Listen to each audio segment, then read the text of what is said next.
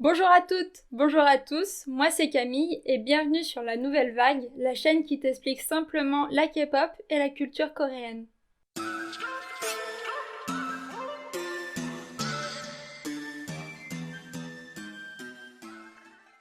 Aujourd'hui, j'aimerais me pencher avec toi sur une agence qui n'est pas exempte de tout reproche, c'est la SM Entertainment. Membre du top 3 des agences de divertissement avec YG et JYP, la SM est un monstre de la K-pop dont l'influence n'est plus approuvée et malgré tout, en tant que fan, j'ai beaucoup de reproches à lui faire. Mais d'abord, petite présentation. Fondée en 1989 par Lee Soo-man, sous le nom de SM Studio, la SM Entertainment est une agence de divertissement qui signe aussi bien des acteurs, actrices que des mannequins ou des stars de la K-pop, et qui a eu plus de 350 millions de dollars de revenus en 2017. Elle a été précurseur dans la K-pop en signant dans les années 90 des groupes comme Hot, Shinhwa ou SES, qui sont considérés comme les premiers boys band et girls band du genre. Mais s'il y a quelque chose qui attire l'attention avec cette agence, c'est le nombre de batailles juridiques ou de problèmes de management qu'elle a eu avec ses artistes, et je vais me focaliser sur chacun d'entre eux pour articuler cette vidéo. TVXQ est un groupe de 5 membres fondé en 2003. Leader de la deuxième génération de la K-pop, c'est un groupe qui a eu énormément de succès en Corée mais également au Japon et dans l'Asie. Mais en 2009, 3 de ses membres, Kim Jae-jung, Park Yoo-chun et Kim Jun-soo, saisirent le tribunal du district central de Séoul pour inspecter la validité de leur contrat avec l'ASM car ils trouvaient que le contrat de 13 ans était anormalement long et que les revenus du groupe étaient partagés de façon inéquitable. De plus, en cas de rupture de contrat, ils devaient rembourser à l'ASM 3 fois la somme investie dans le groupe ainsi que 2 fois les profits faits durant la période du contrat. La nouvelle de ce différend fit chuter le cours de l'action Kospi de SM Entertainment de 10,06%, ce qui est une chute assez conséquente en fait. En outre, 120 000 fans de TVXQ déposèrent une requête contre les contrats à long terme de l'ASM auprès du tribunal et demandèrent une compensation pour le concert live de SM Town qui a été annulé une semaine avant sa date prévue. Leur déclaration disait « Ils ont eu des problèmes de santé et ont finalement atteint leurs limites physiques, mais SM Entertainment a continué de les envoyer à l'étranger et a planifié des activités excessives. Ainsi, les 3 membres ont commencé à espérer qu'ils pourront continuer leur carrière comme ils le souhaitent, au lieu d'être utilisés comme des outils pour les bénéfices de l'agence. » Le tribunal statua en leur faveur, affirmant leur droit de pouvoir se lever indépendamment à des activités de divertissement et leur accorda une injonction qui suspendit tous leurs contrats avec l'ASM. Cette décision fit souligner avec insistance qu'il s'agissait d'un contrat d'assujettissement dont les conditions étaient incompatibles avec le droit coréen du travail et des contrats. En réponse, SM Entertainment fit une conférence de presse affirmant que le procès était frauduleux et déposa une injonction. Début mai 2010, il fut annoncé que Jae-jun, Yoo-chun et Jun-soo reviendraient sur scène sous le nom de JYG avec l'agence CGS Entertainment. L'injonction de la SM Entertainment, elle, fut rejetée le 17 février 2011 par le tribunal du district central de Séoul et la décision finale sur l'affaire a été reportée indéfiniment sous les auspices du ministère de la Justice. Le 28 novembre 2012, lors d'un arbitrage volontaire devant le tribunal, SM Entertainment et JYG parvinrent à un accord mutuel pour résilier tous les contrats entre les deux parties et à ne pas entraver les activités de l'autre à l'avenir. Vient ensuite le groupe Super Junior, un boys band formé de 12 membres, créé en 2005 par la compagnie. Il est reconnu comme étant un des groupes majeurs de la deuxième génération de la K-pop et est connu mondialement. Parmi ses membres se trouvait Han Gen, un chanteur chinois et leader du sous-groupe Super Junior M. Avant ses débuts, Han était entré en Corée avec un visa vacances et devait rentrer en Chine tous les 3 mois pour pouvoir le renouveler. Après ses débuts en 2005, l'ASM a obtenu pour lui un passeport E6 spécial pour l'industrie du divertissement qui lui permettait de rester plus longtemps. Cependant, son passeport chinois a strictement limité ses activités promotionnelles et ses apparitions dans différentes sociétés de radiodiffusion en Corée. En effet, d'après la loi, le détenteur d'un passeport chinois ne pouvait se produire que sur 3 chaînes de télé différentes, et l'ASM n'étant pas au courant, elle fut condamnée à une amende pour cela. Avant que Han ne signe donc ses contrats avec KBS et SBS, il devait se produire avec un masque et un chapeau pour pouvoir dissimuler son visage à l'écran. Beaucoup pensaient donc que Han était un backup dancer jusqu'à ce que 3 mois plus tard, son camarade de groupe Kim Il-chul lui retire son masque devant les médias pour le présenter au public. Le 21 décembre 2009, alors que les 3 membres de TVXQ avaient déposé leur plainte et que le différend était toujours actif, Hangen a décidé de déposer également plainte contre l'ASM. Hangen a porté plainte pour des raisons similaires. Une distribution injuste des revenus et un contrat de 13 ans abusif qui contenait des dispositions en faveur de l'ASM qu'il n'était autorisé ni à revoir ni à mettre fin. L'ami de l'artiste et plus tard manager Sun Lee a également soumis une déclaration aux tribunaux coréens citant la violation par SM Entertainment des droits de Hangen, qu'il a ensuite leaké sur internet. La déclaration disait que l'ASM avait exercé une discrimination envers Hangen, tant sur le plan financier qu'en termes de gestion, à cause de sa nationalité. Parallèlement à cela, il a révélé qu'en raison du refus de SM Entertainment de lui accorder un jour de congé en plus de 2 ans, il avait développé une gastrite et une maladie rénale. Le 21 décembre 2010, le tribunal du district central de Séoul a statué en faveur de Han.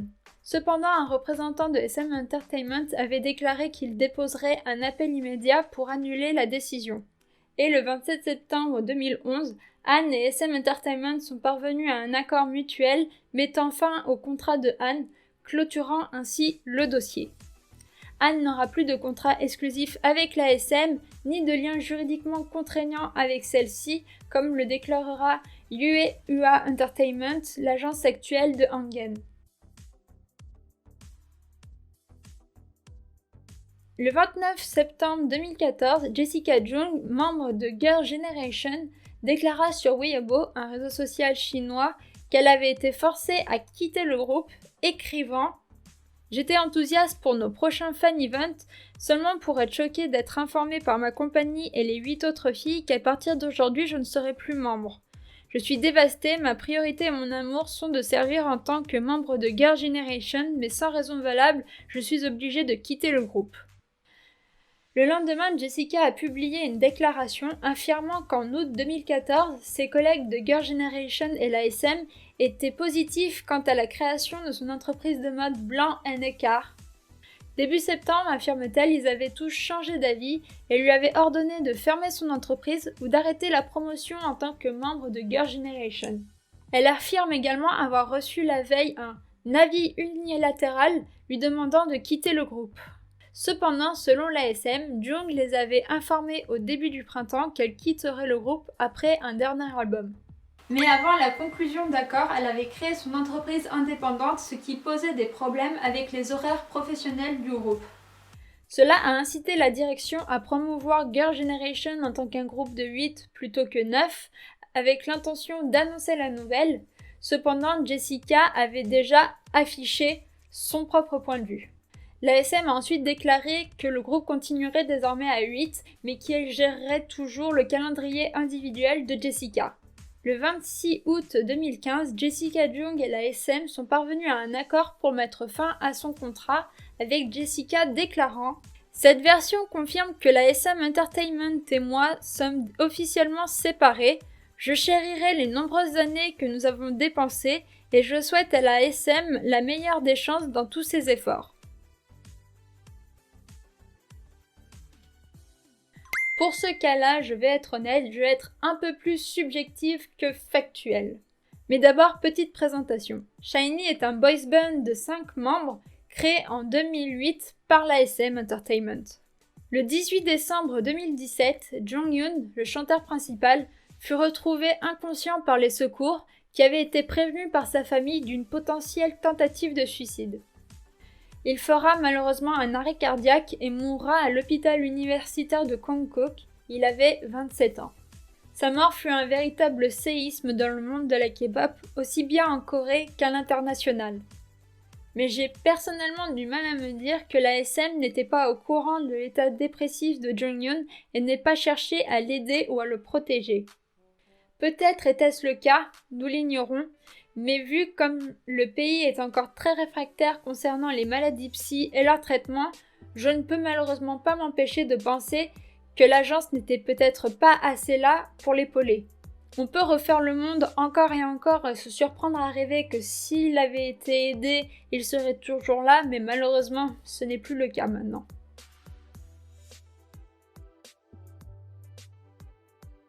Vient mon dernier scandale avec EXO. EXO est un boys band de 12 membres, divisé en deux sous-unités de 6, EXO-K pour les Coréens et EXO-M pour les Chinois. Le 15 mai 2014, Chris Wu, le membre sino-canadien d'EXO, a déposé une plainte pour pouvoir rompre son contrat avec l'ASM, comme l'a rapporté en premier le portail d'actualité chinois Sina. Il était représenté par Cho Bum-suk, le même avocat qui a traité l'affaire Hangen. Chris, de son vrai nom Woo Ye-fan, avait déclaré « La SM m'a traité comme une pièce de machine ou un objet à contrôler plutôt que de présenter une vision en tant qu'artiste. » Il a quitté le groupe le même mois que le procès fut rendu public, tandis que le reste du groupe continuait de promouvoir le single Overdose. Le 21 juillet 2016, Chris est officiellement séparé d'EXO, bien que son contrat ne soit encore valable jusqu'en 2022. Le 10 octobre 2014, Luan fut le deuxième membre d'EXO à déposer un dossier pour annuler son contrat avec la SM Entertainment et quitter le groupe, 4 mois après que Chris Wu ait fait de même. Son procès incluait l'affirmation selon laquelle l'agence avait préféré la sous-unité coréenne EXO-K à la sous-unité chinoise EXO-M. Dans les 15 minutes qui ont suivi cette annonce, les actions de la société ont chuté de 9,41%. Le 21 juillet 2016, Luan s'est officiellement séparé d'EXO, bien que son contrat ne soit encore valable jusqu'en 2022. Et enfin, le 24 août 2015, Tao fut le troisième membre chinois du groupe à déposer un dossier contre l'ASM et à quitter le groupe, étant représenté par la même équipe juridique que les deux anciens membres Chris et Luan. Le 5 janvier 2016, l'ASM a remporté l'un de ses contre-procès contre Tao, conformément à la décision du tribunal populaire intermédiaire de Qingdao en Chine. L'agence a poursuivi Tao pour son incapacité à rembourser l'entreprise après son départ. Ils ont publié une déclaration officielle disant « SM a des poursuites en cours contre les membres d'EXO Woo Ye-fan, Luan et Tao pour violation de leur contrat exclusif et participation à des promotions illégales en Chine. Parmi ces poursuites, SM a déposé une plainte contre Tao pour avoir omis de rembourser la SM le 13 octobre 2015. Un tribunal intermédiaire de Qingdao, en Chine, a rendu le verdict que Tao devait rembourser la SM Entertainment ainsi que les intérêts pour le retard de paiement. Cette hécatombe provoqua la fin d'EXO-M et des deux sous-unités, ne laissant plus que 9 membres dans le groupe EXO. Malgré ses immenses succès et ses groupes mythiques, la SM Entertainment est donc, selon moi, au regard de tous les problèmes juridiques avec d'anciens membres, une compagnie qui traite très durement ses idoles et qui n'hésite pas à se battre contre eux devant les tribunaux s'ils s'opposent à elle. Cela n'en fait pas non plus un grand méchant, mais il est indéniable qu'il semble y avoir un problème dans cette agence. En tout cas, c'est fini pour nous aujourd'hui. J'espère que cette vidéo t'a plu. N'hésite pas à la liker, à la partager à tes amis si c'est le cas. Tu peux également t'abonner à la chaîne pour ne pas louper toutes les vidéos qui sortiront le dimanche à 10 h. Sur ce, je te souhaite une bonne continuation. Ciao, bye!